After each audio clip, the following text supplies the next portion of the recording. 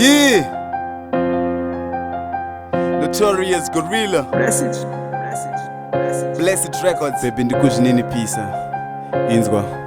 Ini Adam iwe Eva. Ndiwe wando believer. Mwana anetsika dzinenge dzekumaruzeva. Unondida nyamwe sina siriva. Ndobva ndakuda back forever and ever. Pauri tiri ndakada moyo wangu ndopaunoda. Wakanaka usina kupoda newe baby andimboda. Saka uchona nchikutinya kunge ngoda. Ndiwo nondigarisa pasi kuti gada. Yena baby ndokuda nemoyo wangu wese. Saka uchona ndichidada newe.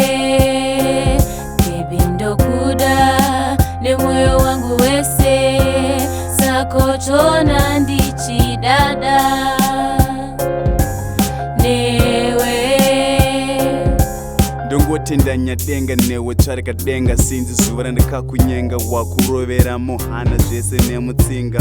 Ndiwe wandofunga even mumaplanza ndinoronga. I think ndopenga newe tsvarika denga. Unondidhoza nelavhi inozadza tsapo mazurudo. Unongondipa chero nsina kuti ndipo especially paunondishedza zvese nemutupo. Ndakakupiwa naMwari kwandiri utori chipo.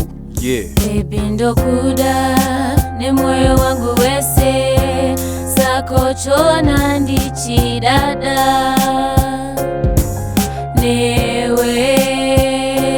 Baby ndokuda nemoyo wangu wese. Saka uchona ndichidada newe. Sengirozi chiso chako chakanaka. Muviri wako wakaumbuka kunge wakaumbwa nemadhaka. Kana sipo ndinogodoka pfungwa kunge dzichakreka ndichifunga iwe malaika.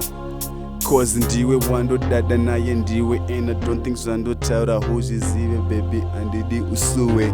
Nena handidi moyo wangu baiwe cause weduwe handidi newe. Yeah.